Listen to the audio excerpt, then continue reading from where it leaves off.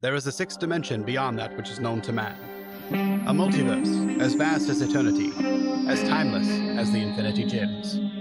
It is the middle ground between the big two and the indie publishers, between sci-fi and mysticism, and it lies between the pages of the reader's imagination. At the summit of entertainment, the dimension of comics, where a humble service is held. We call this service the Gospel of Comics. Hello, everyone, and welcome back to the Gospel of Comics. I am your host, The Church of Failure, and with me, as always, is my trusty co-host, Ayrton McCartney. How you doing today, buddy? Oh, I'm doing pretty good. Ready to get this boomer hour going. Well, I mean, not like you had to wait an extra, 2.5, 3 minutes on me, even though, not like I broke everything and sent the tweet out at the wrong time. It is bullshit. Didn't have the link in there. It was awful.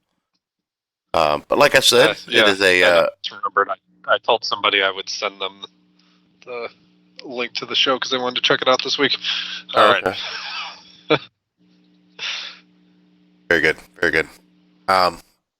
Anyway, so we've got a few things to talk about. One, Ayrton has no idea what I put up on the show because I'm terrible at communicating with people. But we've got a few interesting things to talk about this week in regards of comic book news, comic book media, things of that nature. Obviously, the big story this week is the Joker and how people are worried about the incel army and their threats on the internet and things of that nature. Spider-Man back in the MCU, according to Disney, but what does that mean? 10 points for Boomendor. Fantastic. Got a follow-up on the Tom King situation that we spoke about as far as him having to step away from Batman. Yeah. And then we've got an Erik Larsen Twitter thread that I want to look at because I'd be damned if it didn't sound familiar when I read it. And this isn't like drama or anything. This isn't like me taking shots at Erik Larsen. I was just befuddled at how familiar this seemed. Like I can't put my finger on it, Ayrton. Can I make a guess? What? Was he speaking in Cuckanese? No, Oh. nothing like that. I mean, I know that Erik Larsen is a terrible human being sometimes, but and we don't agree on a lot of things. But this was it was baffling. I'm gonna give you a little hint. It's like hearing me speak out of Erik Larsen's mouth on something that we've talked about right here on this show. Really?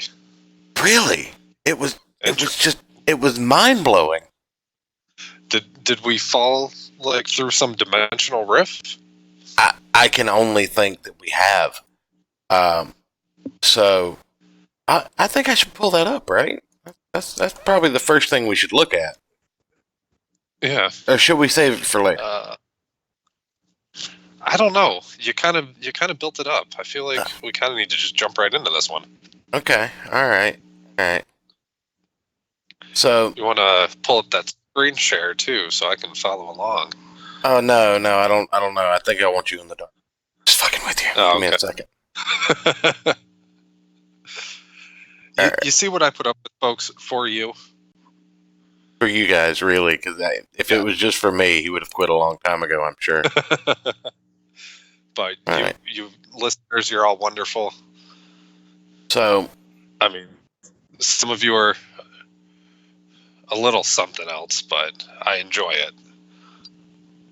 So here's Erik Larsen at 2:12 a.m. on September 28th. Yesterday, probably closer to 48 hours ago than 24. But September 28th, 2 in the morning, Erik Larsen's on Twitter and he says, "For what it's worth, I think if Marvel and DC want to do long form stories, they ought to shift to those graphic novel format. Shift those to a graphic novel format. Do new 200 plus page Batman and Spider-Man comics that come out once or twice a year and have their ongoing titles be more self-contained stories. Now, I'll be damned, Ayrton, but I feel like I've said that before. Yeah, I feel like that's come up numerous times on this show. Does he secretly listen to our show? I don't know. Are you listening to us right now? He's probably restreaming it somehow, or just like ripping it directly so it doesn't give the view and it doesn't leave a trail if he is listening. I'd love to have him on. You know, I don't hate the guy. I just don't like Savage Dragon. I have a few solid criticisms. But, you know, I don't hate Eric Larson. I mean, we disagree on a lot of things, but he's never outright, you know, just attacked me personally, and I've never interacted with him personally. But I stumbled across it, but it goes on a little bit. And he goes a little further in depth, and my mouth just hit the floor further and further every time I read this. It can be continued, certainly. Each chapter needs to be able to make sense when isolated. It should be self-contained enough so that any isolated issue feels like a complete story with a beginning, middle, and end. Huh. Like, everybody, like, you should write like it's somebody's first comic book. Something that I think that we've brought up before. I could be wrong, man. I'm drunk a lot. I don't know. It's not the best. Yeah. You know, Right. I'm in my cups pretty often, but I feel like the Eric Mirror archive. That's where all the views goes. But so both Marvel and DC have big characters, which would work in a trade format with all new stories. They can't do it for every character, certainly, but both companies have several characters who could. I don't really think I've gotten that deep into it. I did say that I thought that legacy characters that have such a robust history in this current climate should be kind of put on the back burner and released in larger formats by creative teams that basically have earned the right to do it. Yeah. But I know we haven't touched on specific characters or anything like that, but... Well, I mean, I feel like I mentioned like a Batman and the Spider-Man. I think the same two that he mentioned in the beginning. You know, but I mean, like the original Avengers lineup, the Incredible Hulk, Captain America, the Punisher, even I think kind of falls into that. Daredevil. Any of these characters that just have such a long-standing history. I think maybe it's time to kind of pull them back a little bit and see how the market bears it. You know what I mean? Because if they're not buying what you're selling, maybe you're selling too much of it. Maybe if you pull it back, then when people see a book with these characters in it, they won't be so fatigued by seeing so many that they'll buy it again. And then you kind of rebuild your readership. But that's just me spitting into the ether. I don't understand necessarily how people do their marketing and how that would actually impact overall sales. But I feel like psychology says that absence makes the heart grow fonder. So maybe the overabundance 8 Spider-Man titles means that Spider-Man's not selling as well as it used. You know, who would have thought? But Marvel and DC killed their newsstand distribution by pumping out too many books which were impenetrable by casual readers. I understand why it's done. It's a way of funding the trade and a way to double dip and get paid for the same material twice. Readers will often get both the monthly books and the trades. They'll sell more trades if the comics don't exist as monthly books as well. It even go the book route and do hardcover books followed by 6 months later with the trade, so it's more money to be made. So that's kind of predatory marketing, I think. Put the book out one way. I mean, let me rephrase that. Not predatory marketing, but to try and sell the same book to the same people so many different times. If people want to buy it, that's fine. And and let me be specific, I think on a crowdfunding model, you're not pushing it onto retailers, the burden of that. You're taking on the burden of it. People are buying these books directly from you in multiple formats. That's not predatory. That's consumerism. You're just offering the material constantly, which I do think should be done. But I think the fact that they do it to retail outlets and don't accept return on the monthlies. You get what I'm saying? Yeah, there needs to be a reform. I mean, I agree. I don't see an issue. If someone's willing to buy the same thing in multiple different formats, then, sell it to them. But at least take the units back take the units back that don't sell in the retail outlets and redistribute them to markets that they do sell in. Even you can make more money off of it if you actually sell it to the people that want it 6 months after distribution, after accepting your returns. Right. I mean, come on, Diamond could set up a back issue website where they sell stuff has been sent back that people missed or discovered later and want to buy the rest of the issues. Actually, I don't think they can. I don't think that they can. It's kind of weird, but there's certain federal regulations that prevents a company that manipulates the market by providing the product. Magic the Gathering has this. And I know we've talked about that the last couple of days, but it is not going to become a Magic the Gathering channel, I promise. You're not going to have to learn how to play that game. But I know about these kind of laws because of that situation. Like Wizards of the Coast that makes the Magic the Gathering cards. Yeah. They can't set up a website where they sell single cards at secondary market value. That's illegal. Well, no, still sell them for the cover value. Just sell it as... No, you can't, because they're selling the product to distributors at a lower price than cover value. Understand? Okay. That's the thing. They can't kind of breach that layer, so to speak. Wizards can sell its own product directly at MSRP, but I don't think they do. I think there's something really weird about the practice of it. I don't think Diamond could do it, but the way it works, though, is... Well, somebody could come...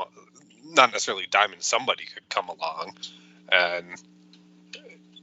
or somebody probably would, and buy I think they do what companies that print the T-shirts for the losing Super Bowl team does, and they, donate them to a charity and write it off as a, tax write-off.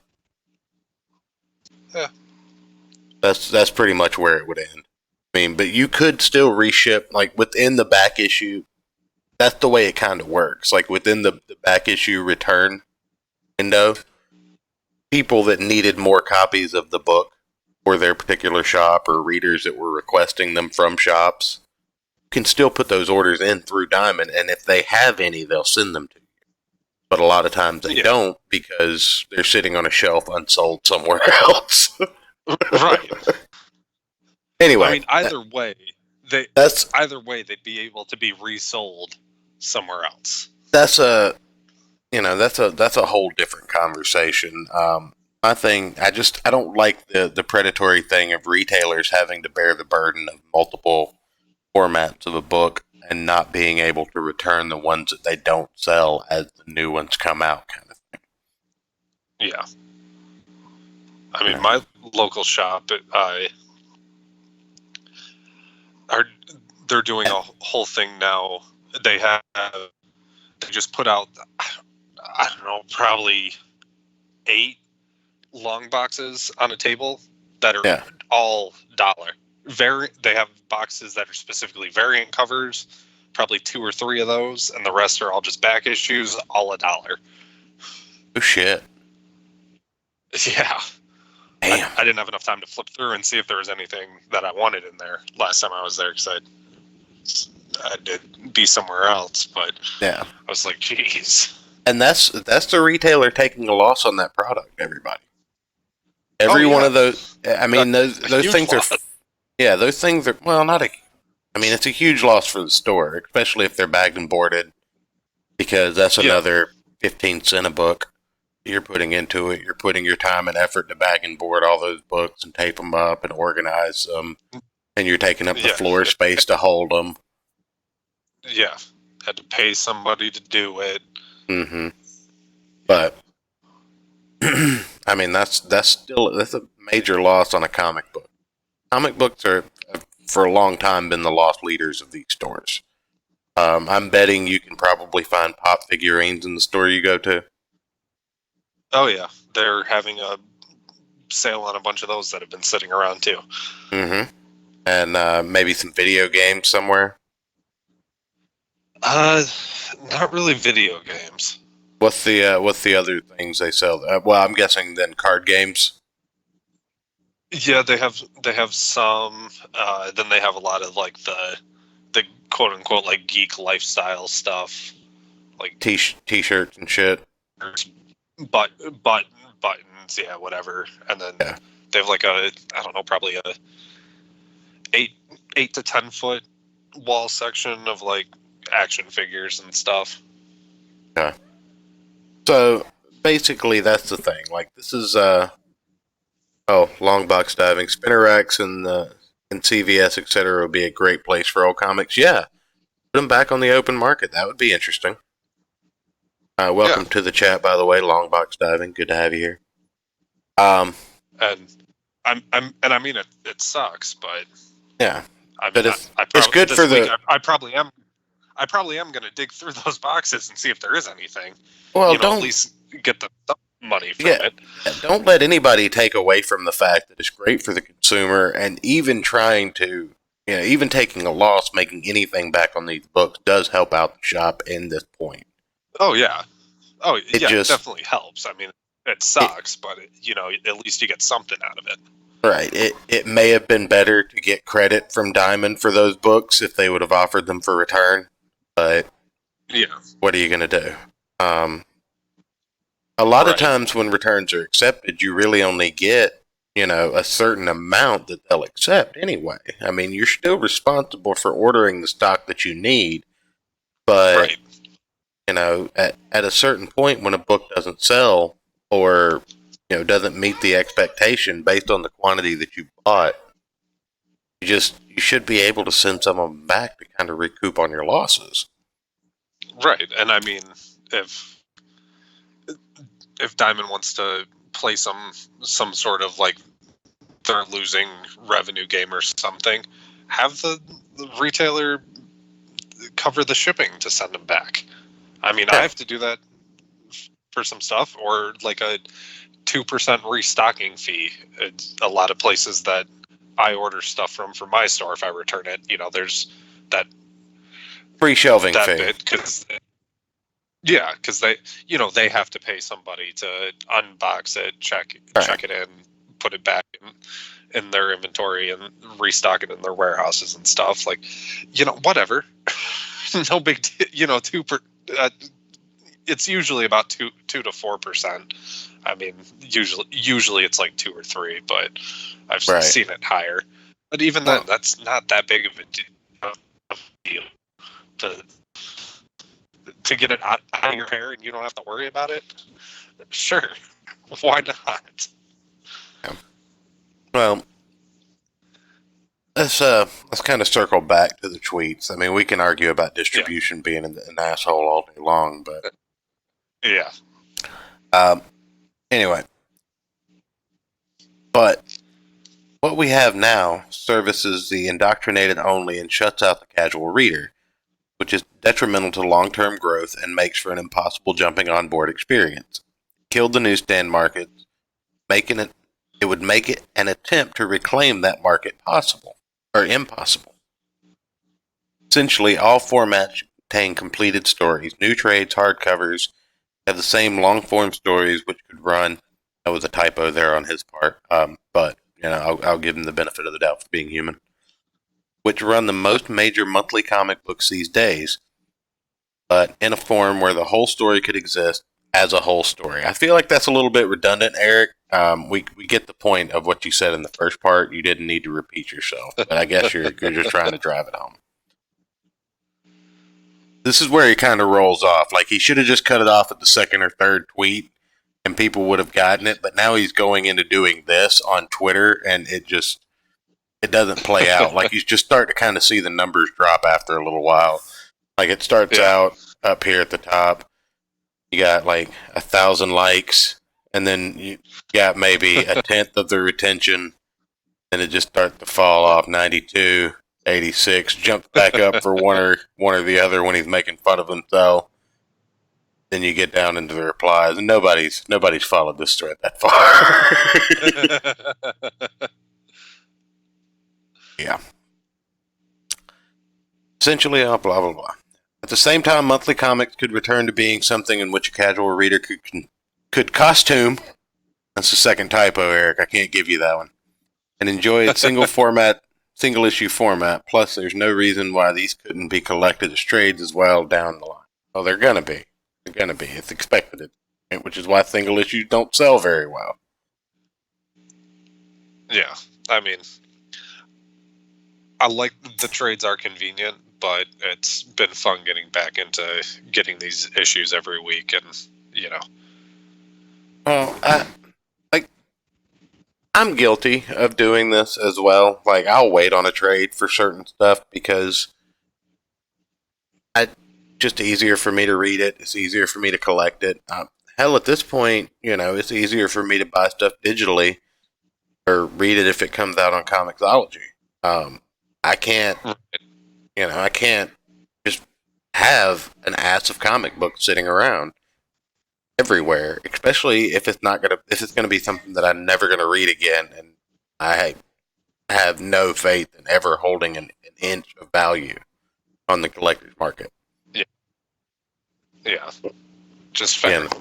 I just don't see these things being high collector's items like the comics of the 50s and 60s are. I don't feel like the market is secular like that. I feel like in the future. No.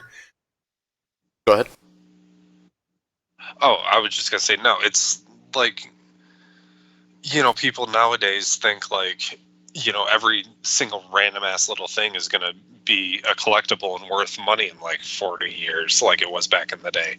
Like, no, it's it's not. The reason things were like that back then is, because of the time and the, we didn't have the economy back, like as big of a consumer economy back then like we have today.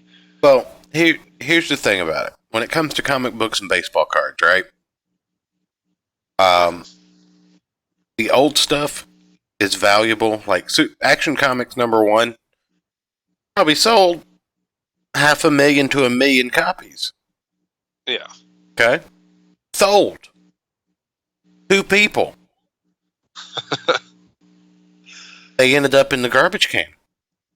They ended up destroyed in the basement with stacks of moldy newspapers. They ended up cut up and pasted to the fronts of notebooks. They ended up, thrown in the fire because the kid was an asshole or something. Those comics are valuable. The pipe lighters. Yeah. Those comics were valuable because they don't exist anymore. Yeah. People that put their comics in long boxes with plastic, yeah, they're preserving their investment. Absolutely. These books go down in value. I've got stuff from the 80s and 90s that is worth less than cover price. Yeah.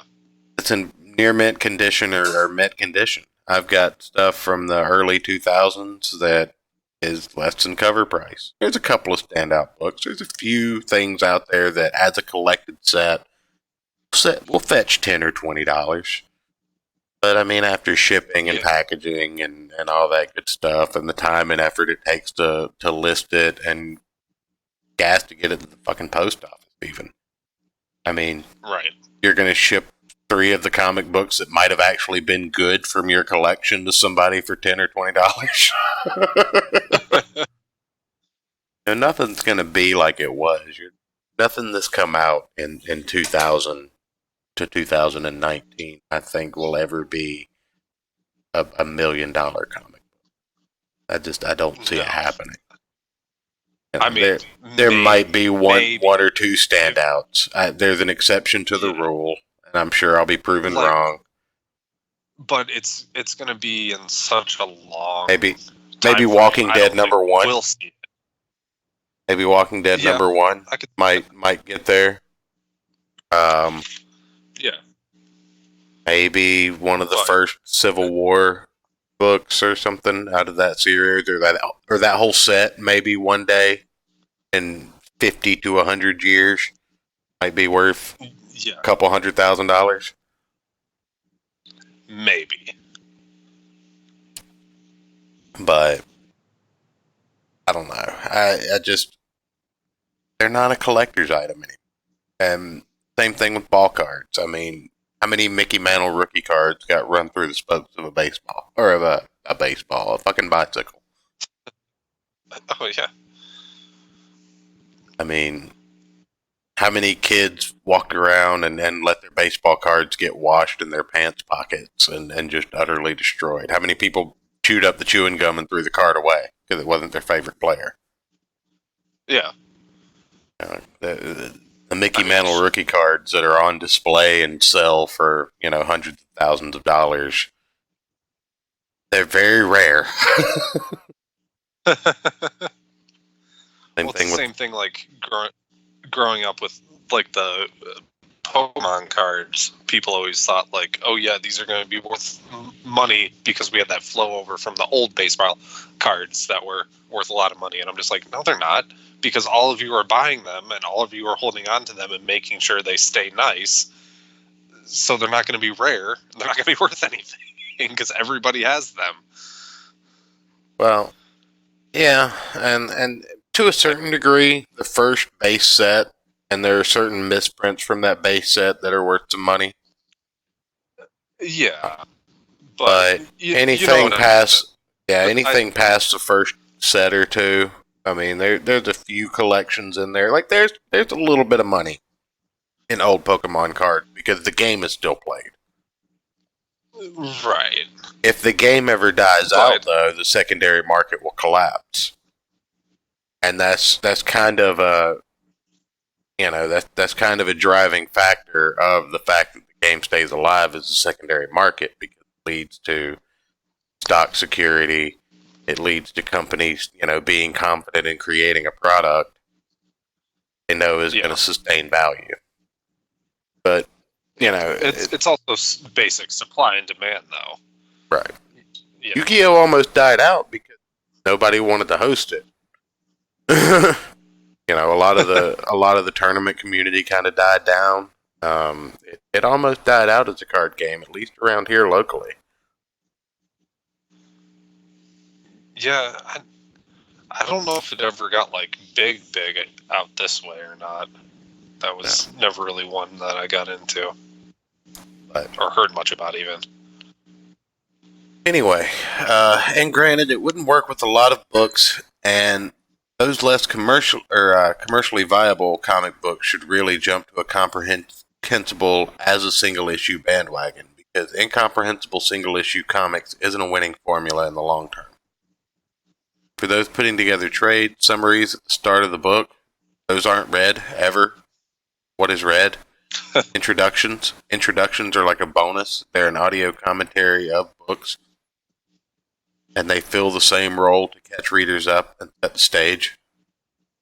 Like I said, he just kind of he did like we do on this show, and he started off at a good point, one that I've made before myself. And after the third tweet, I feel like he just mangled it up and dribbled on for another 10 tweets. And he lost the plot. That's the best way to put it. Yeah. He completely lost the plot on it. But he started out, and it was just like, oh, okay, I've seen this before. I've said this before. And I just thought that was interesting. Like I said, I'm not throwing any shade at the guy directly. Do not interact with him, and I don't mean that in the sarcastic don't. I literally mean don't do that because that's bullshit. But I just thought it was funny, and I stumbled across it because somebody had retweeted like the first 3, and then I realized the thing just kept going, and I just kept going further down the rabbit hole, and I was just amazed because it literally was like he was on this show talking to us, and that's something that we said, and he was reporting on it. Because that's how our fucking conversations diverge. But I feel like he just completely lost the plot on what he was trying to get across. He should have done it on a live stream where it would have been comprehensible and been able to kind of been railed back in. Right.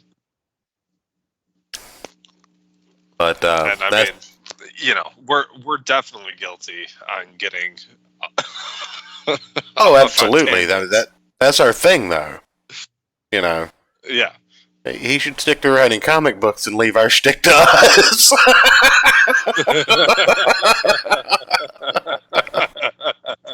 We've been saying this for a while.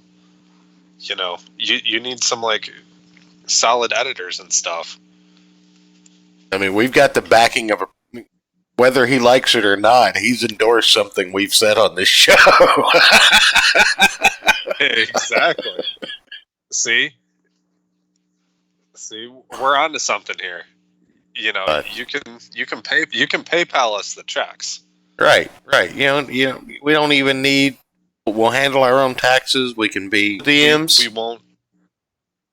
Yeah, we won't call the customers like horrible people. Or cucks on company time. Man babies and stuff. Yeah. So anything we say on this show, though. Oh yeah, that's all us. You got nothing to do with that. The show is not endorsed by Marvel or DC. In fact, they probably blocked the Marvel and DC do not endorse the views on the show. All views are by the hosts only. Not even the co-host, who's fired. Speaking of fired, though, we have another follow-up to something that we've talked about previously on this show. How you like that transition? Me firing you, and then moving into a news article about someone being fired? See, I thought I was getting fired again. Oh, yeah. Yeah, no, the joke wouldn't work if you weren't. Fair. But, no, we've spoken about this previously on this show. Tom King, writer of the new Batman from Rebirth, the guy responsible for Batman being left at the altar, Catwoman. Is he responsible for the Bat Dick? I don't want to blame that on him, but maybe you can fact check that while I go through this. Yeah, I'll look it up. Just look up Batwang and then find out who wrote the book. Yeah. Bruce Wang. Let me know what Bruce Wang brings up on the image results too. Science. Alright. You know that's exactly what I'm going to search, right? Anyway. DC Comics fires Tom King off Batman, which I feel like is a little bit of an exaggeration on what actually happened. They probably just said, "Look, Tom, you're done with Batman, dog." Bruce Wayne is a hepatologist practicing at UCSF Medical Center in San Francisco, California. All right, interesting. Did you just say hepatologist? Something like that. Is that the person that studies lizards and amphibians? I don't know. Okay, now I'll look up hepatologist. No, that's just funny because Kenny Jones from the Killstream lore is a hepatologist. That's what it means. That would just be interesting that the Bruce Wayne... Kenny Jones is Batman. Holy shit. Hepatology is a branch of medicine that incorporates the study of liver, gallbladder, Okay. Biliary tree and pancreas. Okay. That's better. I was about to say Kenny Jones can't be Batman, goddammit. But anyway. Sorry for that brief aside. Tom King fired off of Batman starting at issue 85. Is being reported, has been reported, there were rumors of it before, well, has been rumored before, I guess, so it's finally been reported that big changes are coming to DC comic flagship title Batman. As writer Tom King is said to have been fired off the title and replaced by James Tynion the Fourth. Oh, the fourth. The Fourth. No, he did. He did not write the Bat Dick. Okay. Who did? Brian Azzarello? Yeah. Okay. That explains a lot. Yeah. Anyway, according to Bleeding Cool, Tom King was forced off Batman as it wasn't his choice and is leaving with December's issue 85. But it said that King is still retaining his exclusive contract with DC Comics and will most likely be involved with other projects. So he wasn't fired. He was just removed from Batman. Oh. It's further said that King's run will spin off into a tourniqueted form in the Batman Catwoman series running through 2020. So he's not getting kicked off of Batman. He's getting a different Batman book that he wants to write, and they're letting Batman go back to something that people might want to actually read.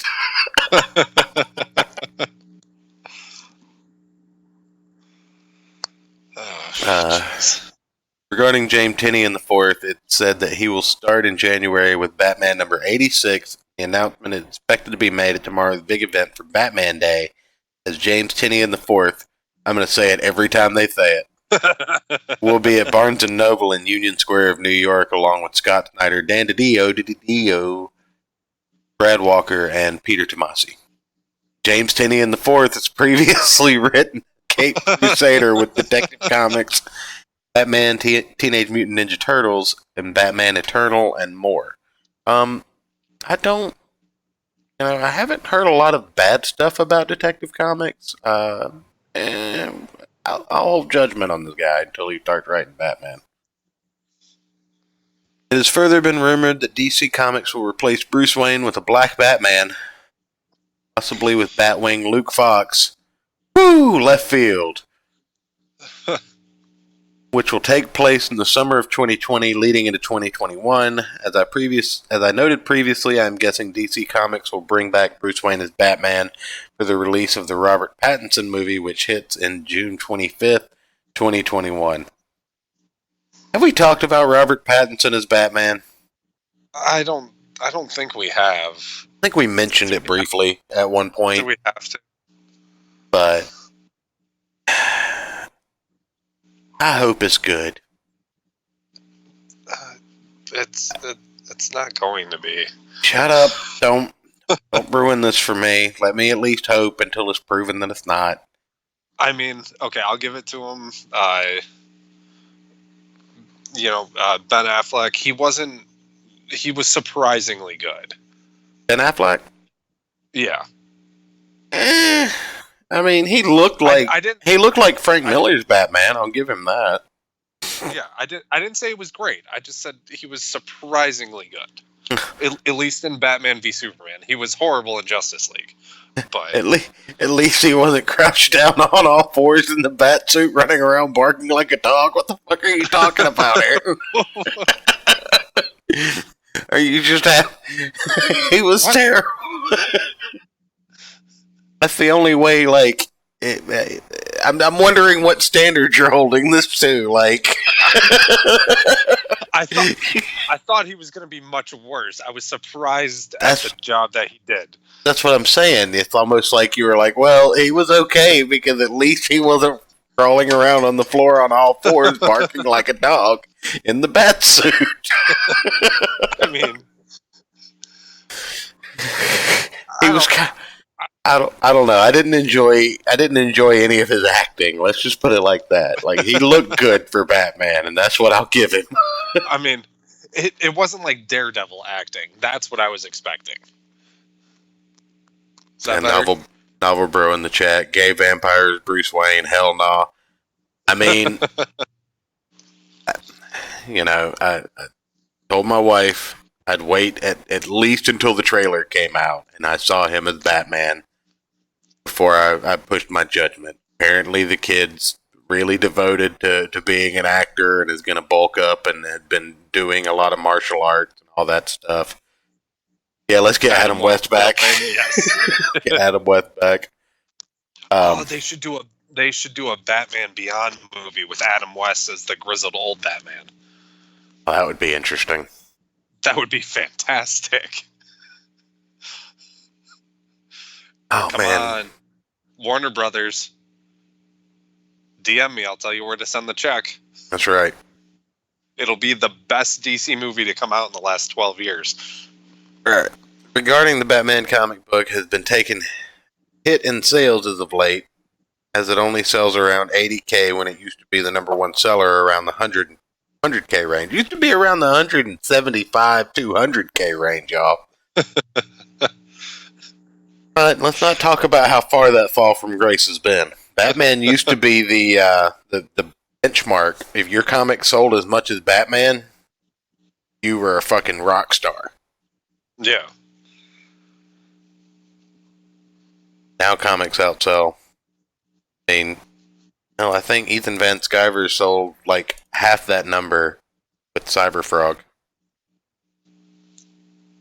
Jeez. You know, at least maybe more. He might have gotten closer to 50K sold in the end, or it might have been a little lower than 40K. I'm not sure, but I mean, I don't think he was far off this number as a Batman sales, and that was directly to customers. Yeah. You need any back issue? You need any back issues of Batman? Let me know. I can probably get you two issues of each for the last 24 issues from my shop, at least. I would love to move some of their product for them. That would be great. Anyway, sorry. It also seems that a lot of fans haven't been happy with Tom King's approach and direction to DC's Dark Knight, which again is reflected in his comic book sales having dropped significantly. So DC has taken the ball and they have handed it to Tom King and they have run him down the line into the firing squad. Batman isn't selling well. It's Tom King's fucking fault.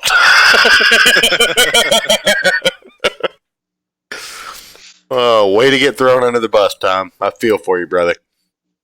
Well, James Tinian the Fourth.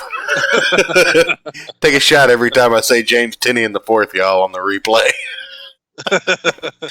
Are you trying to give our viewers alcohol poisoning? I mean, if it'll get the views up, I'm willing to make that. I'm kidding. I'm kidding. It's a joke. But anyway, the writer has been teasing good news on social media, with the other comic book industry members offering congrats.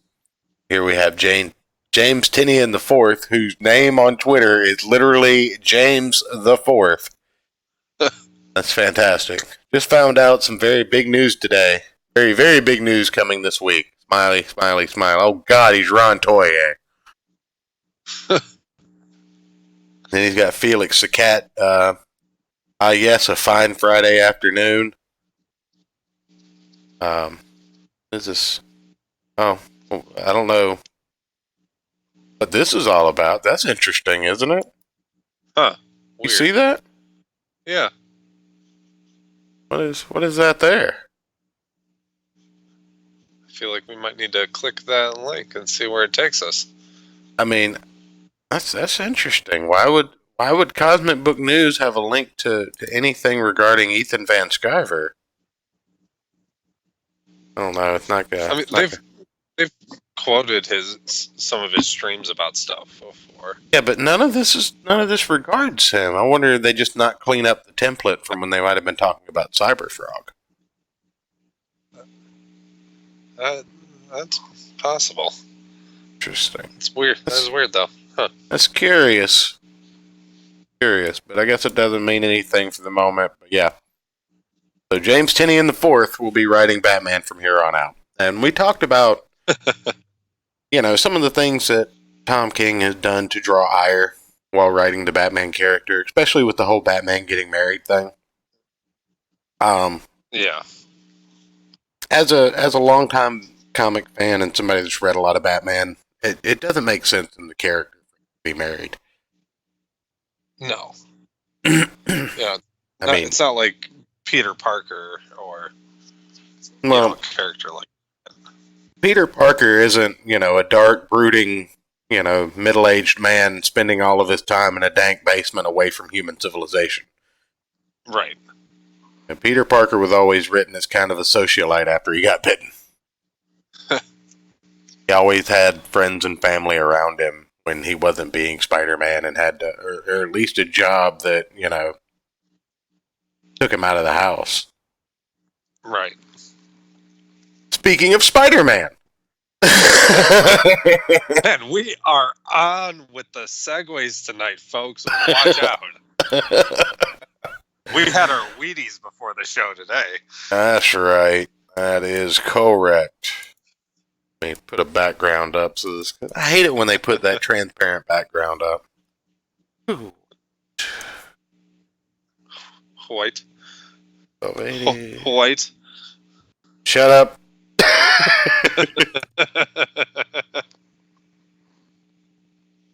There we go.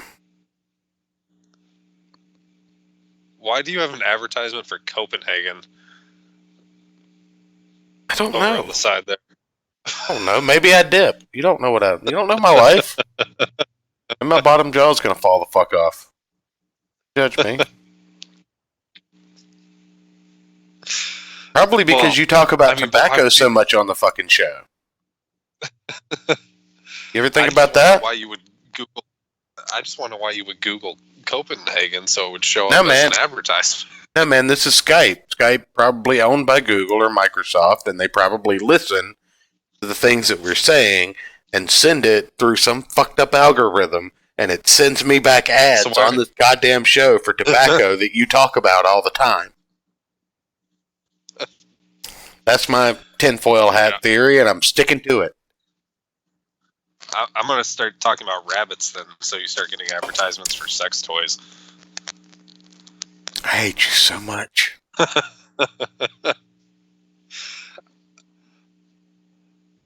Wonder why I fire you. Then I wonder why I bring you back. Right? Anyway. I don't know if you would get ad sex toys, though. That would be interesting. It depends on who their ad revenue goes through. Marvel reportedly planning to write Spider-Man out of the MCU. And no, this is not an article from the past. Well, I mean, it is from 2 days in the past, but this is not an article from the far-flung past. This is actually moments or hours or maybe even minutes after the announcement of the fact that the Disney and Sony had come to an agreement. So Marvel may be planning to wrap up Spider-Man's story in the Marvel Cinematic Universe as part of the most recent agreement between Disney and Sony. Which they were speaking about the agreement that happened on like the 25th or something. Even though the latter owns the rights to the web slinger, Marvel Studios and Kevin Feige have been helping craft the character on the big screen for the past 4 years. Tom Holland was cast as an age-appropriate high school Peter Parker and immediately debuted in Captain America Civil War as he has since had 2 solo films and appeared in the last 2 Avengers movies. So, why would this headline say that? Why would you think that Marvel was getting ready to wrap Peter Parker out of the universe rather than continue on with this agreement? Now, from what I understand about the agreement, real quick, have you seen anything on that? No, I haven't looked into it yet. Because I had a feeling it was something like this. Just like, okay, you can at least do something so he doesn't just disappear from the MCU. And then we're taking him back. So we got Knox in the chat. How's it going, buddy? You missed a good 45 minutes of the show, it looks like. We talked about Eric Larson and I kind of memed on him a little bit. No porn. And if Batman hadn't gotten married for the first 30 years of his existence, he should never be married. I agree. Yeah. But anyway, from what I understand about this agreement that they reached, is Marvel's going to be paying, what, 25% of the new film production cost, and thus is going to be entitled to somewhere around 25 to 30% of the profit. And I don't know that that's worth it for Marvel and Disney. And maybe Disney is like, okay, well, wrap up the projects you have working on, maybe. Or, finish the kid's contract so he can't sue us for money that he doesn't earn. And then get rid of him. I don't know. But we'll see. Through it all, Spider-Man has become a key piece to the MCU, especially with Tony Stark's arc. After about a month, they're calling 21 movies a fucking arc. Jesus Christ. The fuck? Saga, you motherfuckers. Tony Stark Saga. Try that on for fucking size, you assholes. Well, technically it was eight of the movies had, or 8 or 9 of them had Iron Man in them. Not all of them. Still, they were all part of the Iron Man arc. Yeah, that's fair. Wasn't Iron Man like the first MCU movie? Yeah. Yeah, there were 3 Iron Men, 4 Avengers, and he was in Civil War, and then in the first Spider-Man movie, so. Mm-hmm. And then all of, does Captain America, does the first Captain America really count as part of Tony Stark's arc, though? Yeah, because his dad was in it. Okay.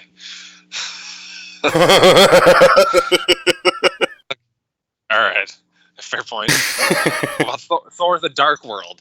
That's not anybody's arc. That's not even Thor's arc. That movie never happened. The movies are now 20. Anyway.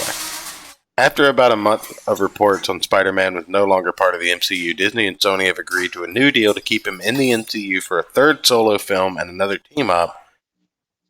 The details of the deal are under wrap, but Feige indicated that Spider-Man could still cross over into other cinematic universes, like the one Sony is creating on their own. While it appeared that Spidey's future could be with both universes, he may instead be written out of the MCU before too long. Still fucking teasing us. This is part of the same problem with comic books. Too many goddamn cinematic universes now, just like we have too many damn comic book universes. Yeah. No, I don't disagree.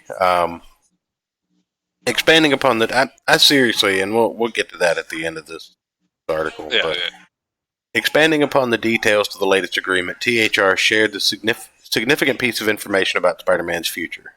They shared that while some believe the deal could be extended again, others think this could be part of Spidey's actual MCU exit. I cannot speak.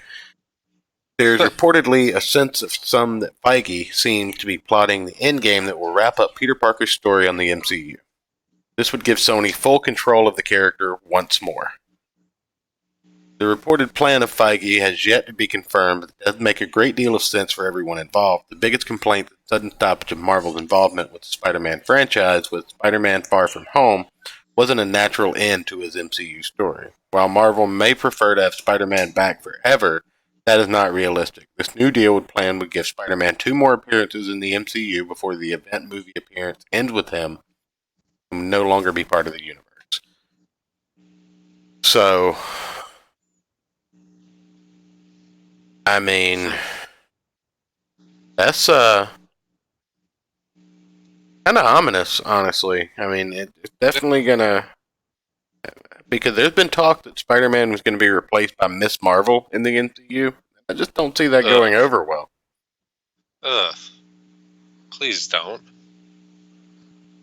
I mean, I don't know who you could really replace him with. Spider-Ham. Done, You literally animate Spider-Ham into it. yeah, you could do that. I mean, technically, they do have the Fantastic Four back. You could Give him Johnny make Storm. it more so. Yeah, make Johnny Storm more of a younger character, like he was at the beginning of the Fantastic Four, and make him kind of like the young, like quote unquote, like teenage character to connect with those fans. That would still be terrible. I mean, because he's also more of a sarcastic dickhead than Peter Parker. So, if this is the plan, then what exactly will happen with Spider-Man over these two movies could be quite the journey. Spider-Man Far From Home already toyed with the idea of a multiverse. There, the pattern of alternate realities in Phase 4 could be the foundation for what Feige is building towards next, something like Secret Wars. Storyline, please don't ruin Secret Wars for me, Kevin Feige. I will cry like a bitch. I don't know what else I could do or say that I would do on YouTube, so I will just say that I will cry like a bitch. put a flaming bag of dog shit on it. Minecraft. In Minecraft. A storyline built around multiple worlds. Yeah, my audience is very familiar with Secret Wars. Thanks, Screen Rant. We haven't even covered it on this show, and they know everything about it now. Would be a big event movie to do a few years at the end with Spider-Man accidentally being transported to a new reality. Then Sony will no longer have to work with Marvel Studios and can integrate him into their own cinematic universe, all the while allowing Spider-Man to get proper conclusion to his MCU arc. That would be a horrible ending. That would be so bad. Of course, the ink on this new Spider-Man deal has only been dry for a few hours, and at this point, his exit from the MCU is at least 3 years away, if not more. The MCU's plans or circumstances of Sony and Spider-Man can change dramatically between now and then. Yeah, Sony's just gonna be eaten by Disney before it's all over with. Give us our Spider-Man property. Ah! Stop making money. Ah! Oh, anyway, dramatic. We only have another like 20 years before Disney controls the entire world, don't we? Yeah, or before Disney actually reveals that it's been Skynet all along. That's our 20-year plan. That's right. As much as people believe that the MCU is completely planned out, Feige's long-term vision is very fluid. I bet it is, Panama Red. So he currently be planning to write Spider-Man out of the universe by the end of the deal, but who knows if that will stick or the future could hold if it does happen. So basically, because Kevin Feige is probably a wishy-washy, wishy-washy person, we don't know that Spider-Man's going to be written out, but that's the newest rumor around the rumor mill.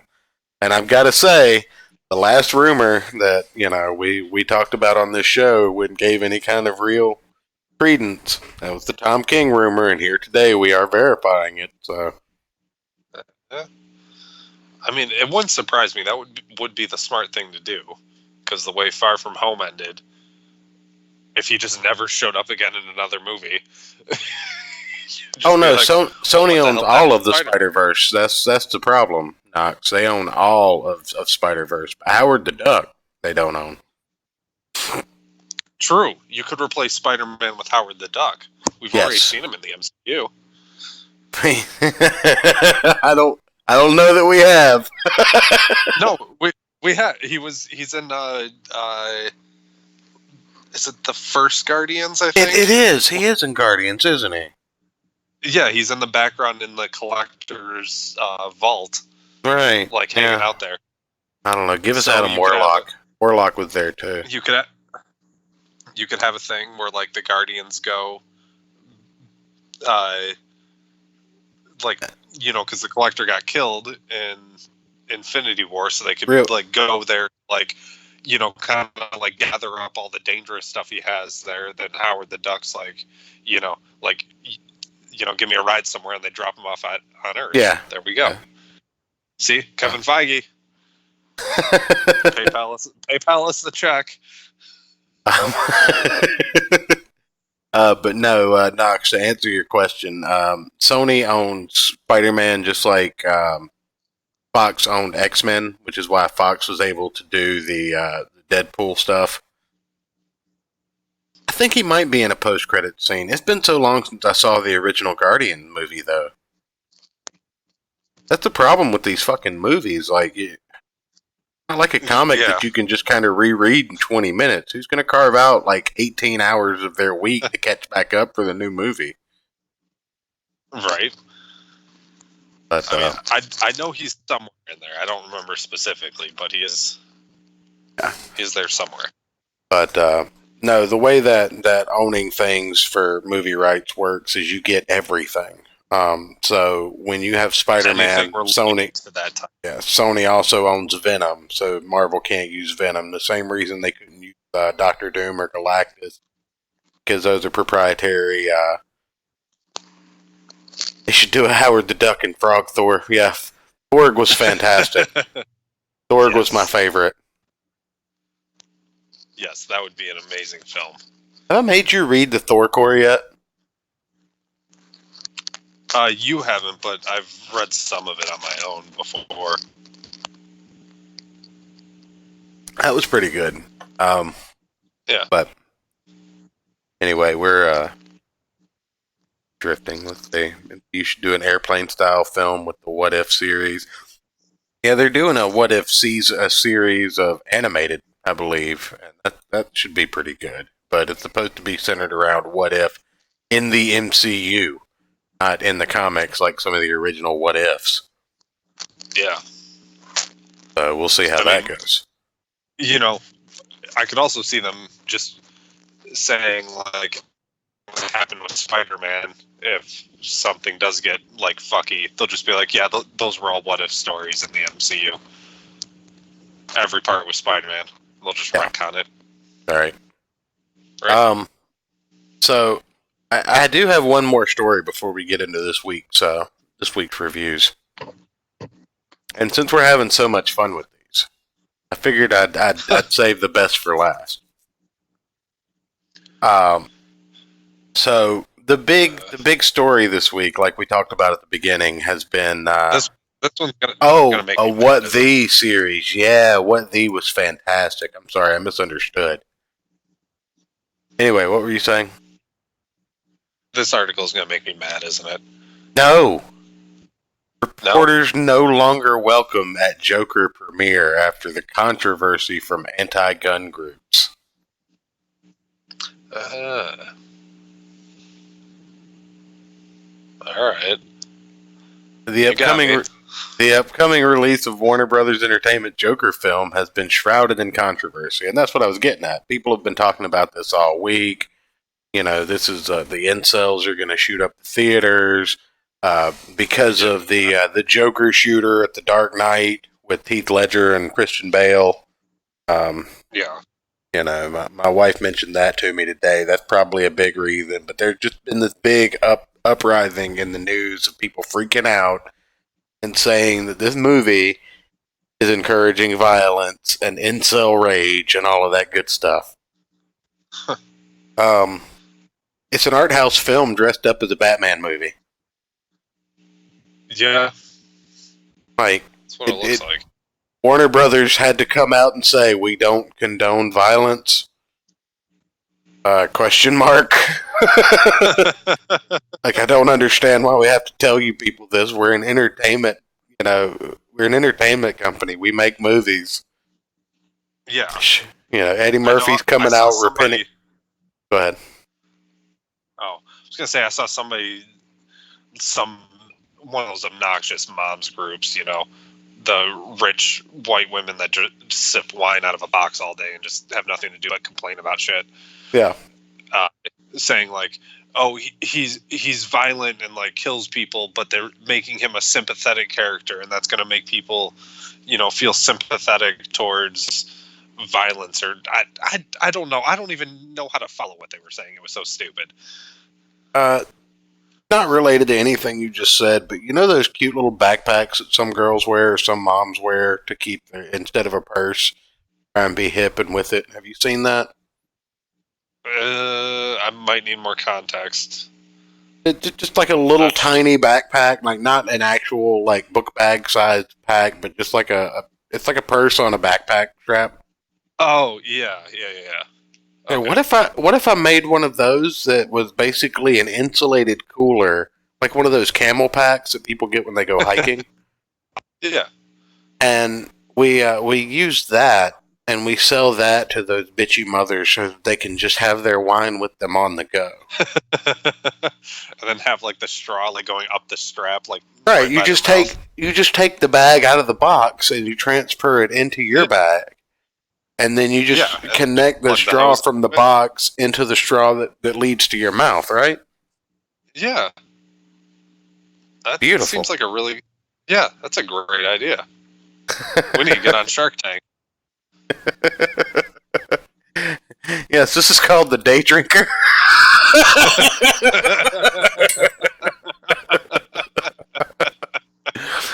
Have a male model that just holds 2 40s. The beer had evolved, ladies and gentlemen. Well, they have that tie that has like a pouch thing in it that you can fill up with booze, and then it has a straw. Yeah. It's not the same. I would want the straw out of the bottom so I could just fill up the little tiny shot glass that collapsed into my pocket. Old school like that, though. Yeah, that's fair. Anyway, the upcoming release of the Warner Brothers Entertainment Joker film has been shrouded in controversy. Supposedly an exploration for the titular villain of well-known comic book superhero Batman's cadre of criminal enemies. Nice word there. Cadre. I like that. Yeah. As what led him to the life of psychopathic violence, outrage has long been spinning up in the media surrounding the possibility Joker might inspire mass shootings or other violence. Warner Brothers has decided to bar journalists from the film's red carpet premiere in Hollywood this weekend in light of escalating media outrage, according to Variety. A lot has been said about Joker, and we just feel it's time for people to see the film, a Warner Brothers spokesperson told the outlet. Here's Joaquin Phoenix. I'm not excited about this at all. Me either. It looks really stupid and super pretentious. I'm just picturing people touting it as some like big like movie exploring like mental health issues, and like they're gonna go on this big thing. It's like it's about a dude that goes crazy and dresses like a clown to kill people. Like, why are you trying to make it so uppity? It needs to be ridiculous and over the top. So check out this trending headline before we continue. In bizarre exchange, Biden repeatedly refuses to make his case for president. I'm not going to. What? Tell us why you want to be president, Joe. No.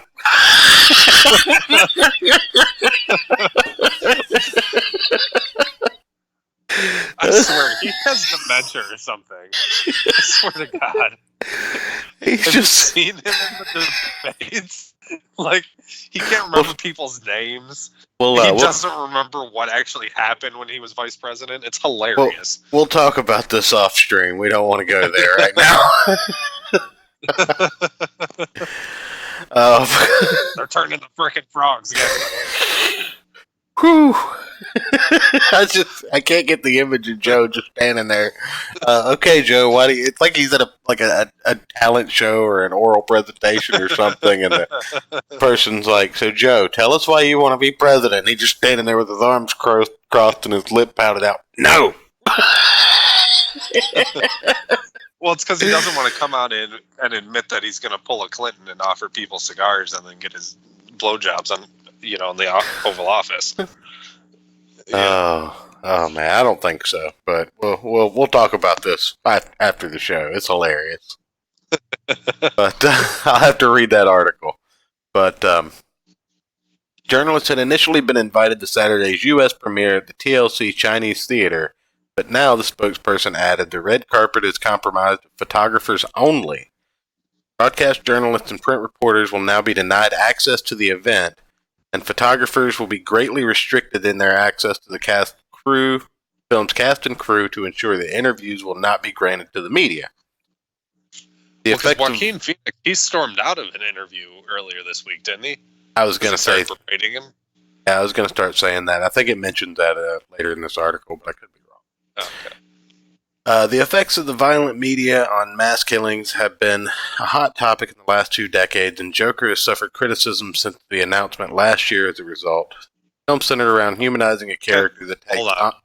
Okay. Hold on. Violence and they're just...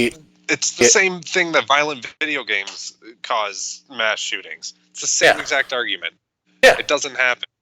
Right. I mean, you watch the old Adam West Batman. If I'm running around with a bomb, I'm not going to not throw it in a lake because there's a family of ducks there. Like, I don't know what that has to do with anything, but thank you for that mental image. You're welcome.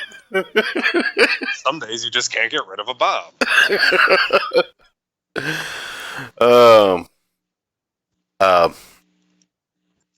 Anyway, yeah. The Joker has suffered criticism since its announcement last year of the result. The film centered around humanizing a character that takes honest joy in mass murder and domestic terrorism, many have argued is in poor taste. Particularly in light of the 2012 Century 16 movie theater shooting in Aurora, Colorado, which James Egan Holmes, why are you typing his name out, you fucks? Killed 12 people and injured 70 at the midnight release of a screening of Batman film The Dark Knight, which we talked about earlier without putting his name there. So I have another question. Why do they always have to use like their first, middle, and last name when they're talking about serial killers or mass shooters? Because they're giving them the notoriety that they want. Yeah, I don't know. It's annoying. Anyways, sorry. They could just say stop interrupting. It's okay. That's what you're here for. They could just say in which a convicted shooter killed 12 people and injured 70. Convicted murderer did this. Not a name. Don't give them the damn recognition. People want to know there are official sources where you can look it up, but don't put their names in the fucking media where people talk about them. Fuck them. Sorry. To date, there have been no credible threats connected to Joker. With recent mass shootings over the summer in 2012, Aurora shooting took place during the Batman film. LATD officers will be out in force when it opens. In response to the... thing, Go ahead. Going back to the shooter, the other thing I have to point out, that he did that during the premiere of the movie, right? If I remember correctly. It was on like opening night, so how could the Joker in the movie have inspired him to do that if it was the first time people were seeing the movie? I feel like you'd have to blame the media for that. I feel like you'd have to blame the media for pushing the trailer and shit out there, right? I mean, I guess, but no. Still, hear me out. I mean, hear me out. You gotta reverse it on them. That's what I'm saying. You blame the media for promoting the trailer because nobody would have known anything about the movie until it opened, right? So how could anybody have been fired unless it was for the media?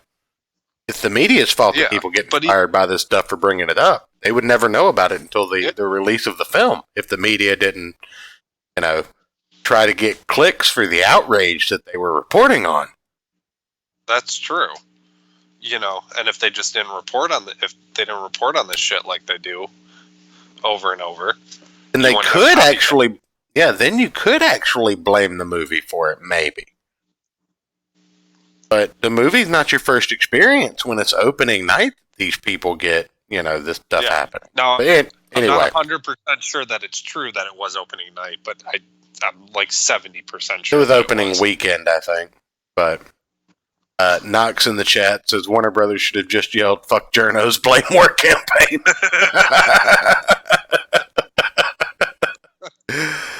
That's fantastic. Until I see some mass shooter teabagging his victims, video games ain't done shit, fam. Don't give him ideas, novel bro. Remember what happened with subscribe to PewDiePie.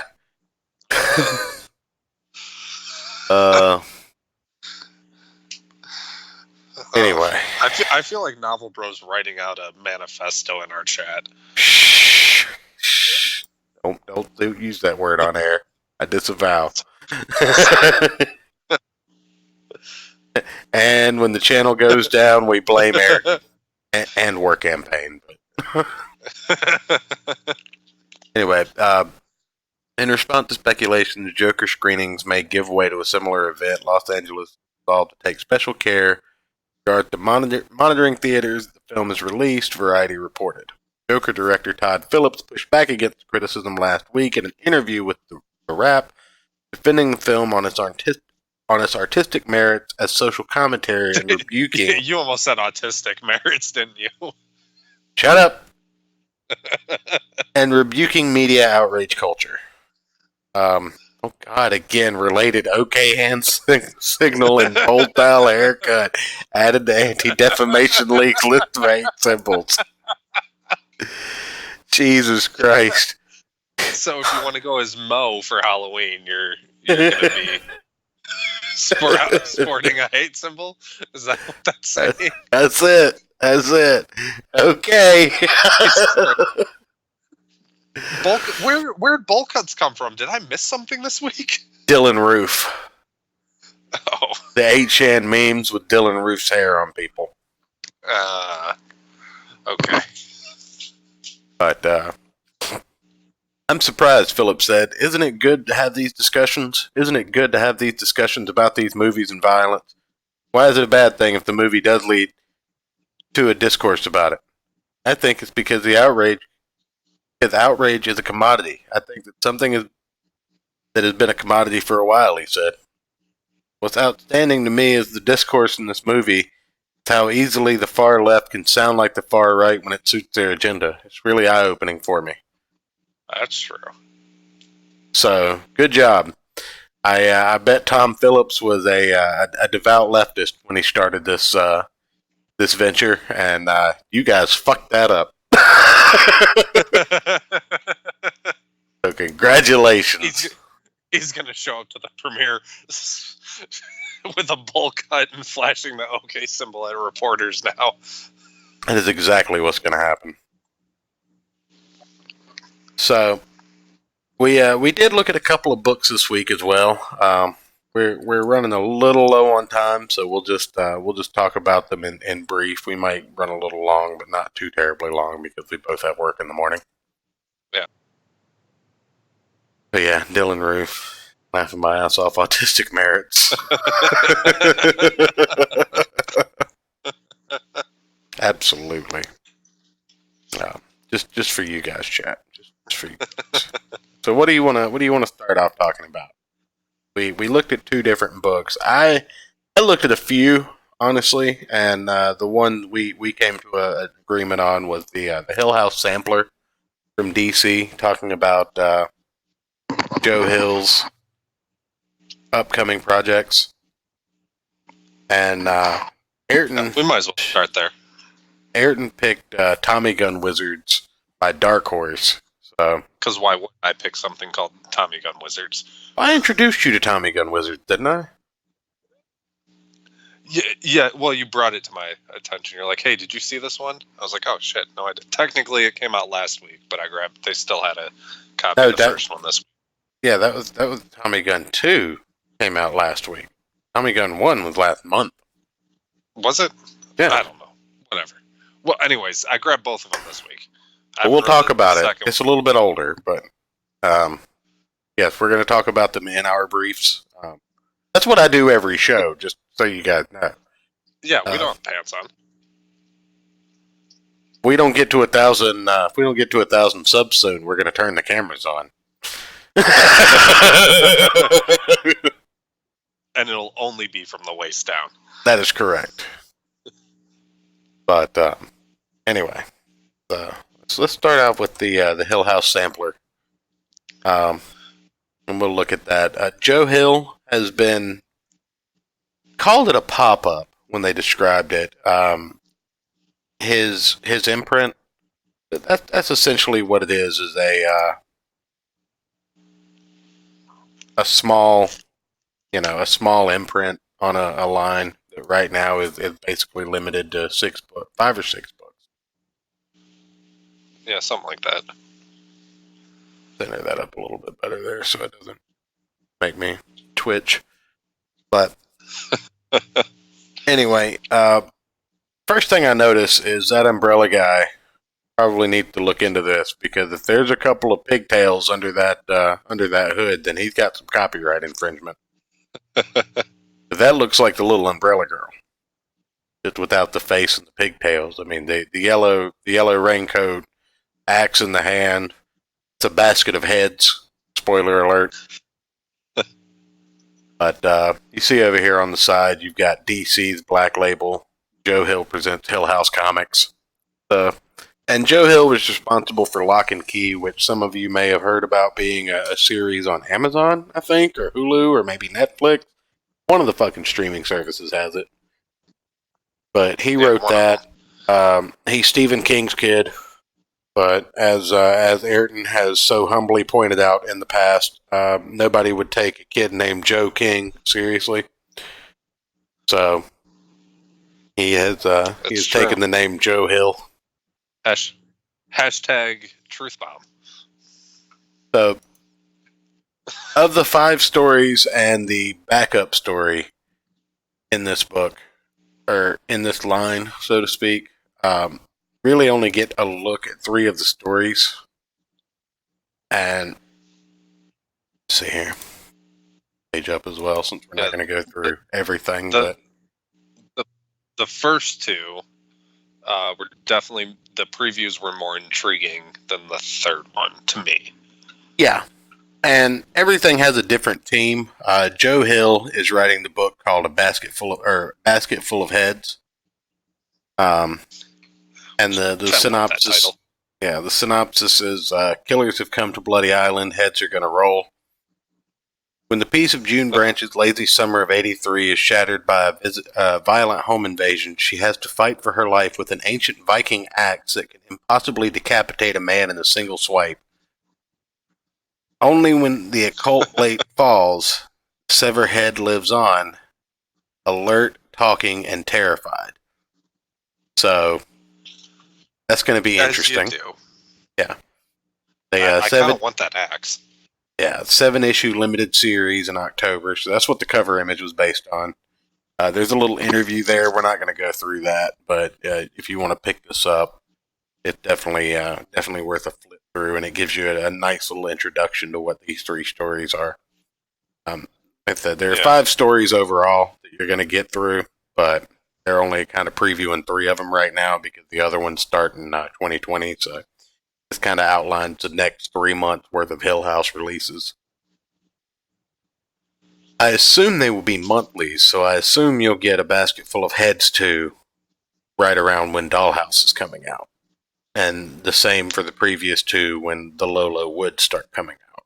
There's some kind of overarching thematic. Yeah, because they all take place similar time frames too, don't they? From what I understand. Yeah, from what I understand, they all take place around a similar time frame, but at the same time, he's been saying that there were going to be threads that link them together, whether loosely or, actually directly, but he can't really speak on it. But he did kind of say that this could be a shared universe type situation. The second set of books that are going to start coming out is called The Dollhouse. Playtime Never Ends. Alice loves her antique dollhouse more than anything else. She'd kill to escape to an imaginary world within. As it happens, the unreal living dolls who live inside it know exactly what the beautiful, sinister dollhouse has in mind. Dolls have human forms, human features, but their immobile faces turn even the warmest of smiles into an unsettling rictus, and you know their eyes don't close. They're watching you when you sleep. That's a quote from Mike Carey, the writer of this book. I guess we should credit the art too. Art in Basket Full of Heads is by Leah Max. Art in Dollhouse is Peter Gross, and the writer is Mike Carey. And then The Lolo Woods, written by Carmen Maria Machado, and art by Danny. Yeah. Just Danny.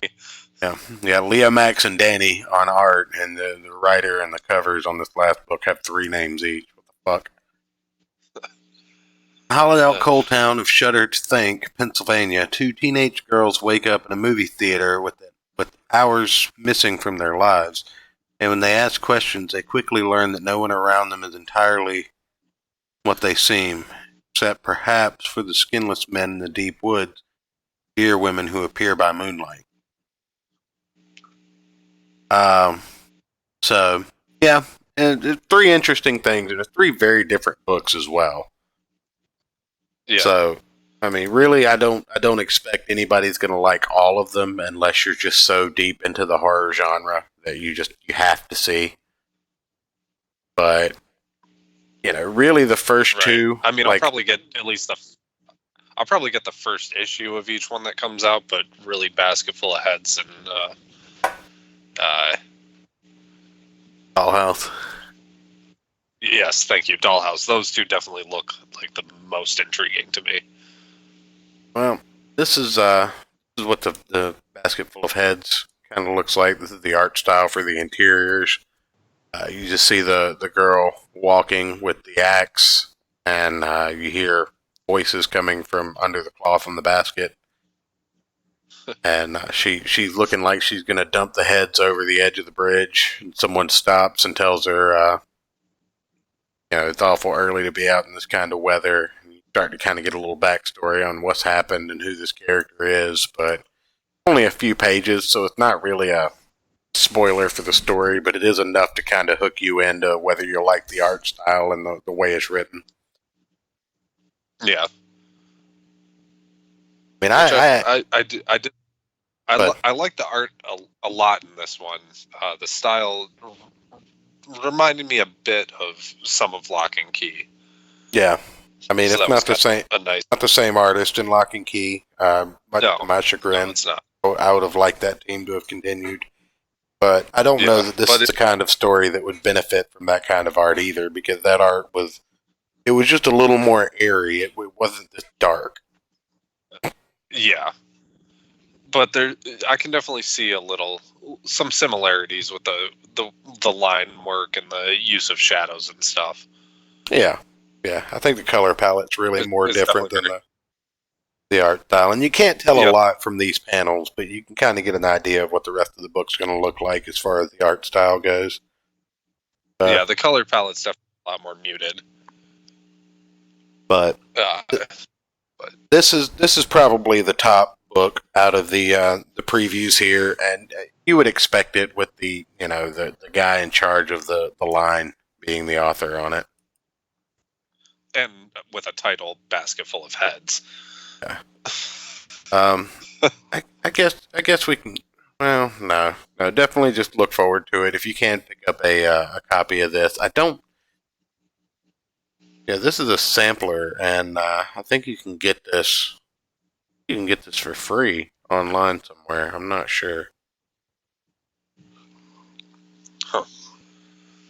I don't think it cost anything. It didn't have a cover.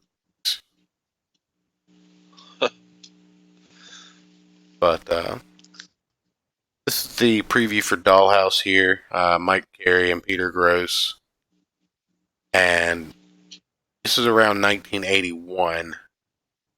And the little girl is talking to the dolls in her dollhouse. It could very well be her imagination. But you see in the first panel here, she's talking to her mother. And her mother's eye is bruised. It's very subtle, but it's there. Yeah. And you get a feel for, how the abusive home that this kid lives in from the very, from the very beginning of the story. And obviously, and you don't realize if it's in her imagination or not, but she goes into the house, and then a door opens up into what they call the Black Room, which is the consciousness of the house. It's very surreal. And the art, again, on this one is very different from the art on the first one. Anybody remembers the cartoon show Real Monsters? That's what this art reminds me of. I was trying to.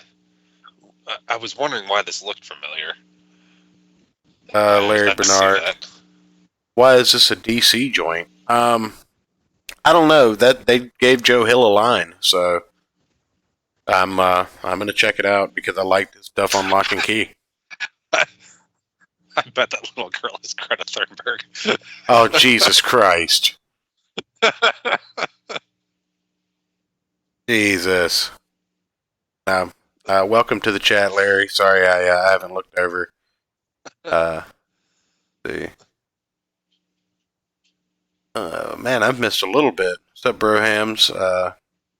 Get them whiteys bleached then. Sub imprint's confusing. Yeah. That's why we killed Vertigo, right? Look at Tom King. It takes him seriously, am I right? Long X, baby. Suplo Energy Comic Distribution Promotion. Yeah. Sounds like something Nasser would be interested in. They're dumping, we respect the environment. But why, though? I don't know. I think they just gave him the money to do it. I don't know that he's just been very excited about it. It's very strange. It makes me wonder. Well, I mean, I know the rights to Lock and Key aren't going anywhere, but I mean, I've never seen Joe Hill engage with Marvel and DC, and I imagine he's just as rabbit-lefted as his dad is. So I feel like he'd probably be right at home at current era Marvel and DC, especially when they're like, hey, you have some success in a Netflix show. Come put your books on our line because we're dying. I mean, really, that's probably why they did it, because he was getting the Netflix show, so they were like, ooh, his name's going to become, more popular here soon, so we might as well, give him some stuff to do, try and make money. Right. I mean, that's just all speculation, but he hasn't commented on why it's a DC imprint and why he didn't just do it independently, but probably because they gave him the opportunity to be the boss over what they're calling a pop-up imprint. Probably just said, here's a good bit of money to come over here and be the boss over some people, except we'll still be your boss. Yeah. So wait, you're giving me some of your responsibility? Failure is most always a choice.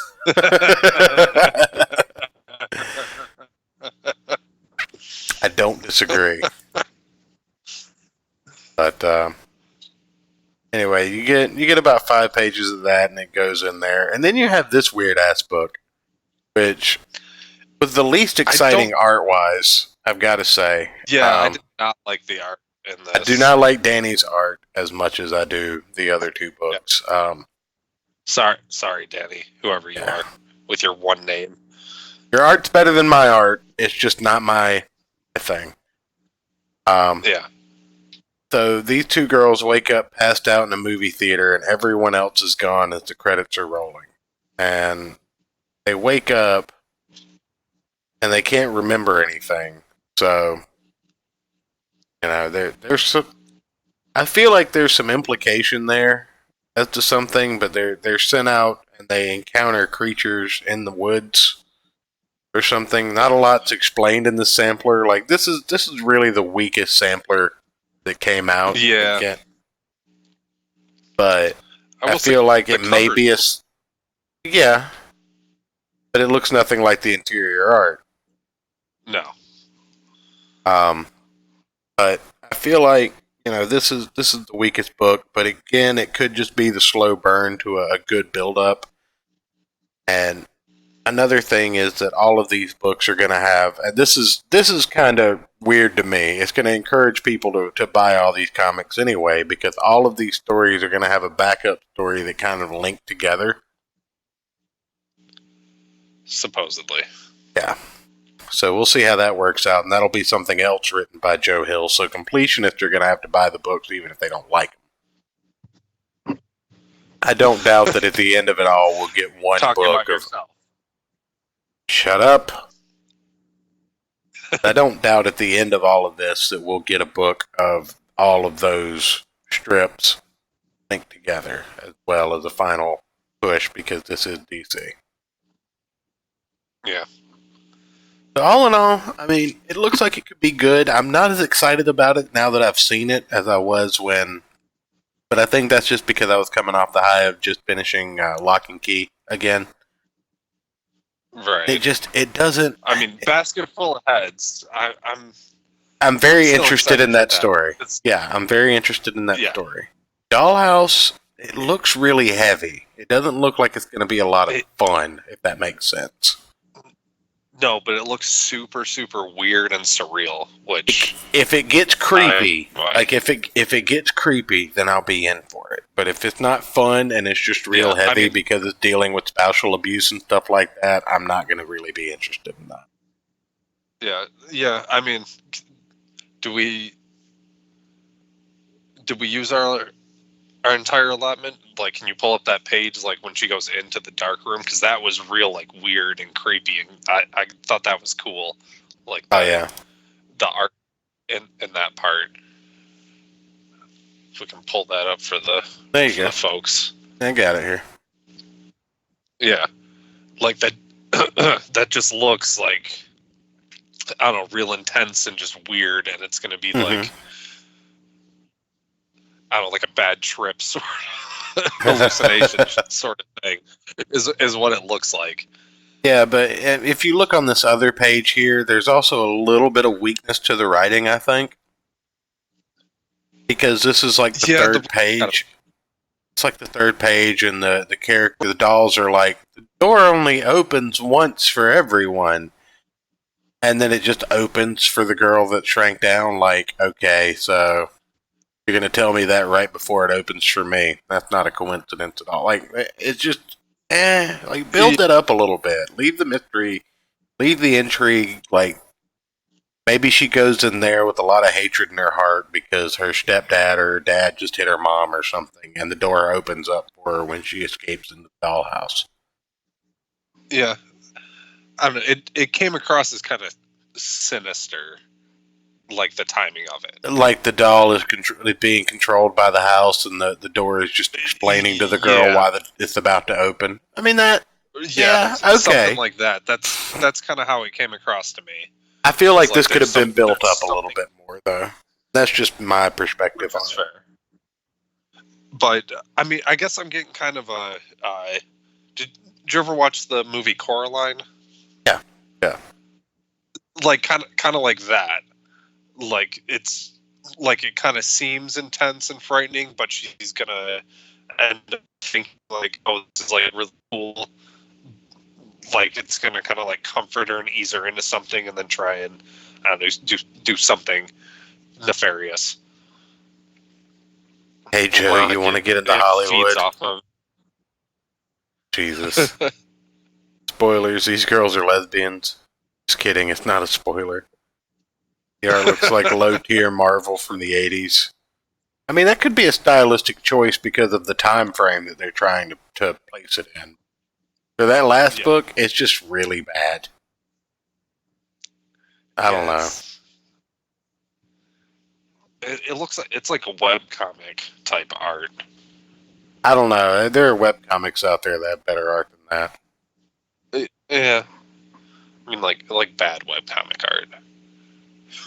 So, the book that Ayrton picked was Tommy Gun Wizards, and this was out, I believe, a month ago. Yeah, it was August 19th. And it's a Dark Horse book. If I can pull it up here for you. So, written by Christian Ward, art by Sammy Kivella. So, this is you wanna explain this since you picked it out? Because I mean, there's a really super simple explanation, which explains why Colonel Sanders is at the bottom and a guy with the Tommy gun is at the top.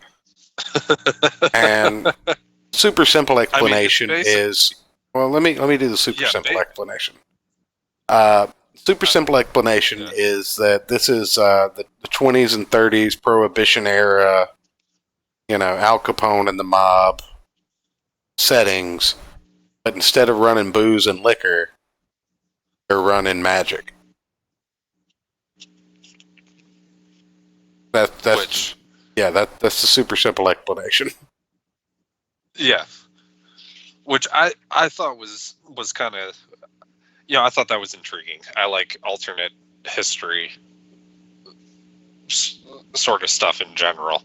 Yeah, but I mean it opens up like rainy Chicago, 1931, and if any of you are familiar with Chicago, you know it rains a lot. It's kind of annoying, but and we have like a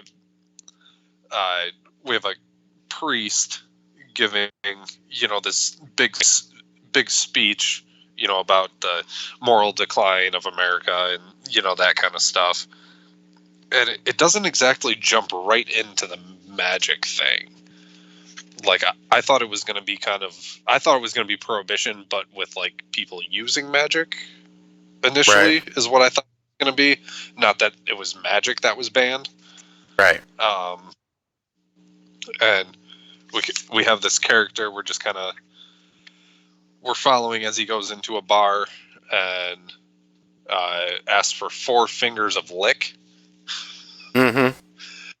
Which I was like, is that some term that I don't know? And turns out lick is, I'm assuming it's short for elixir.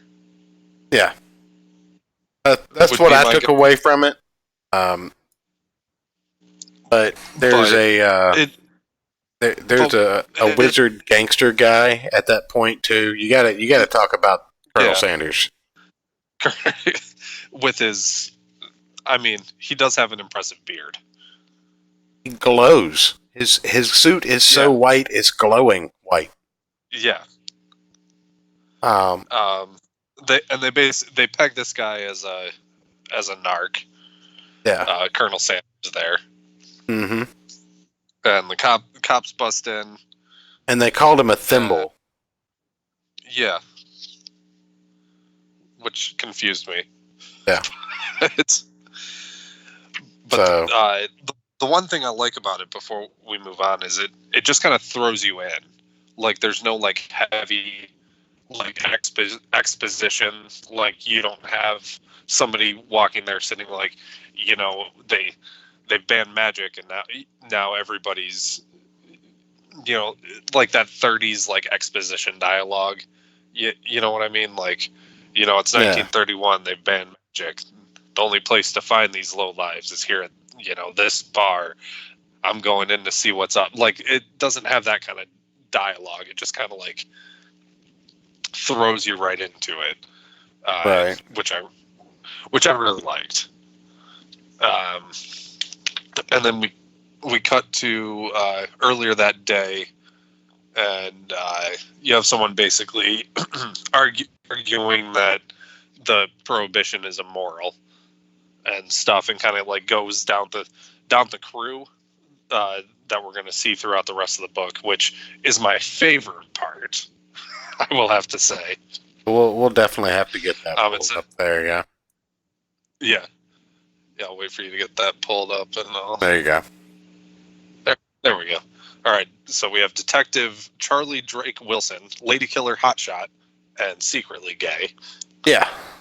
Detective Penny Penn Jackson Smith, hipster flapper all around cat's meow, logistical smarts. And then we have on a blank panel, or not blank, but nobody there. Detective Donald Donnie Mayflower, ex-boxer, old school dick, drinker. And then Detective Peter, big guy Lombard, a really big guy. And he's going down And this then- laundry list, accusing them of all of using, this drug for maybe, for various mundane things. right, getting their hair perfectly parted. So it's showing us that magic is being used almost as a, an everyman's cure for everything that could be wrong. Like they're even saying, Yeah, somebody's using magic to get their bath extra hot or to become invisible. to keep But- the bath hot for longer. Right. Is And then we also have Elliot Goddamn Ness. yes. But And then, now, what's funny which is I take like- note of I this really guy. like that.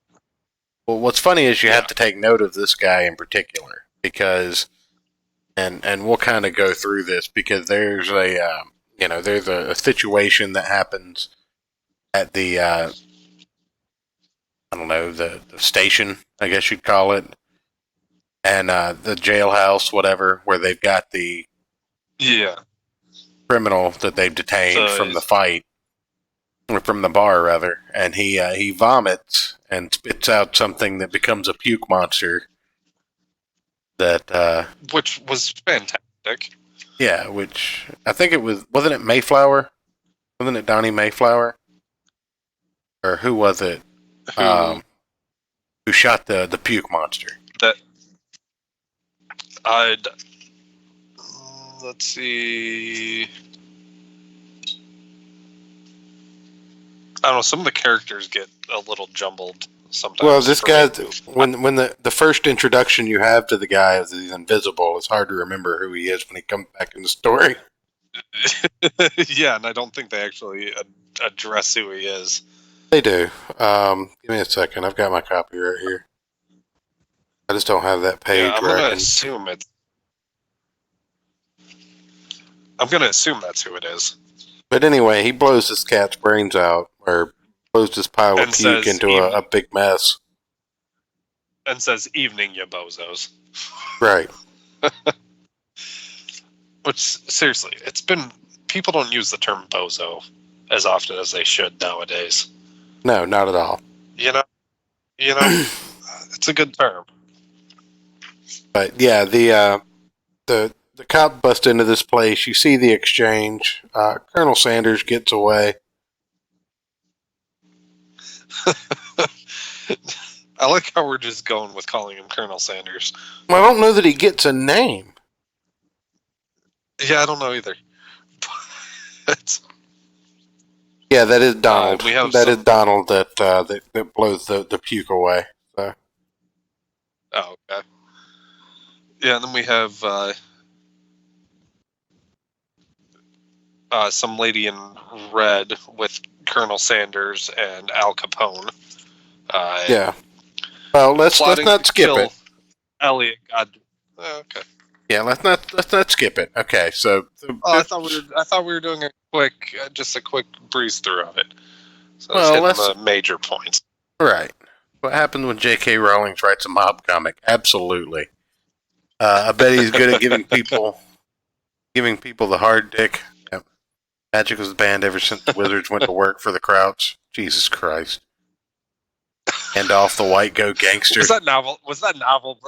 No, that was Larry. Oh. Well, welcome to the club, Larry. Yep, you're gonna fit right in, buddy. The art style for the last one worked on some of the lower tier these Marvel books. Yeah, it just doesn't work here. I don't think it did nothing for me personally, but whatever. Cover art was good. On the this book, generic knockoff Dresden Files in the 20s. Fantastic. You guys are the best. I love you guys. But anyway, yeah. Basically, they go through this press conference, and this particular reporter is very, he's giving them the shaft about how prohibition is immoral. Elliot Ness is just like, yeah, we're gonna uphold the law. You can piss off with your opinions, and it flashes back to later where they bust this bar, and then they bust one of the guys that was serving the lick with. It kind of gives you the impression that the dude in white is essentially a henchman of some sort, or security, or the boss of the current situation. Because as soon as he's about to get arrested or have a gun drawn on him, he just poofs into a plume of smoke. So he is obviously, by his appearance, he is a magical person or being or whatever. We don't really know who or what he is at this point. He doesn't look normal. You flash forward a little bit. No, he has an awesome beard. Flash forward a little bit, and the puke monster attaches our boys here, and Donald shows up with some information about how they're distributing the lick, and they discover some more occult shit. And then the reveal happens right before the end of the book, and that reveal is that this man of the press in the beginning of the book. I'll pull that up here. So that's probably my favorite part of the book. Just fair. So it reveals that this man of the press has actually been kidnapped and is sitting in the back of a car. However, one of these agents was apparently tricked into thinking it was Al Capone and killed.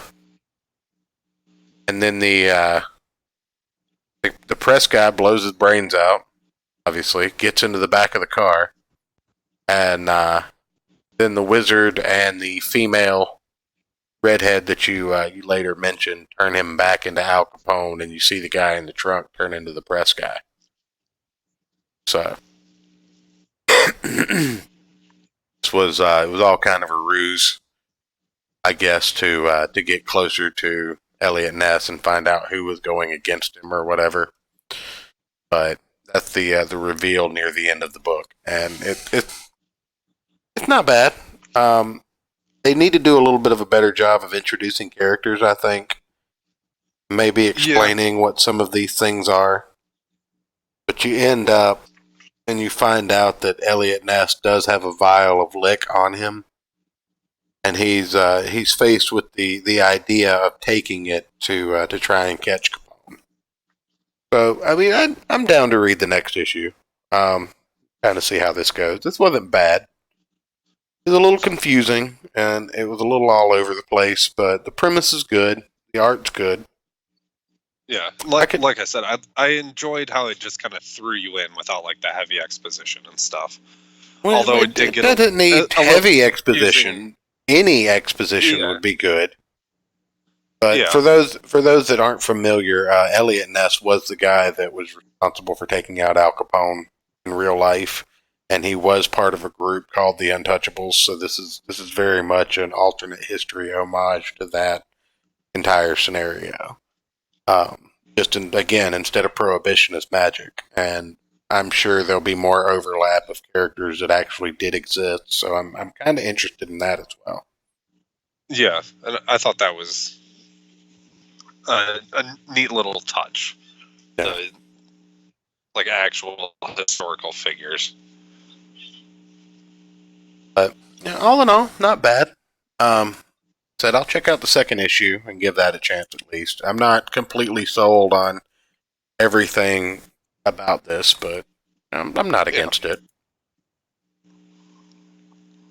Yeah, I enjoyed the concept enough. Oh, right. You are on the Discord. Sorry, I just. Yeah, people have different names here and on Discord. It gets confusing. Yeah. And we boomer stuff up. Well, I'm really tired, so I think that's about it for this show. But for the most part, like I said, slowly winding down. Yeah. I fell asleep a little bit earlier, but I didn't really fall asleep. I just kind of drifted off while I was doing something. So, you snap awake from that. It's like you're more tired than you were when you fell asleep. It was the worst. But that happens way more often than I can admit. Yeah. But it's a good question. That's a good think- question. What do we have? If any of you have any suggestions for Yeah, a any- Brewbaker highlight, let us know. Also, if you want to make us read something that you probably won't like, or something you think we might like, and you want to make sure we have to read it, check out the Patreon link in the description below. But otherwise, if you have anything you want us to cover and you want to throw it out there, we'll definitely consider it. And if it's something we're interested in covering, we will definitely look at it if we can get our hands on it. But no, for next week, I thought, if nothing else comes up, we may do another old time radio show on Wednesday, kind of see how the week plans out. And as it stands, Saturday is slotted for This Week in Comics, like this show. But tomorrow, Brewbaker. Wednesday, possibly radio, unless something better happens. Saturday, probably This Week in Comics. Again, and then Sunday, we'll have to figure out what we're doing. Yeah. Very relaxed show. We had a big bunch of guests and stuff over the past month and a half. Yeah. So kind of get back into the swing of doing the show We by used to have ourselves. we used to have a rotation of different show formats. We'll just have to get back on that. No, not necessarily. We kind of do what we want to and what people want us to, I think, is the way the show has kind of gone. If anybody wants to come on, talk about comics, talk about any particular topic, shoot me a DM. Shoot Eric in a DM, get in touch with one of us. We'll figure it out. Yeah. But, mainly... Okay. Brewbaker. Come on. Dark Horse presents... Oh, God. Number 106, Godzilla's Day. You're going to make me read something weird. Of course I am.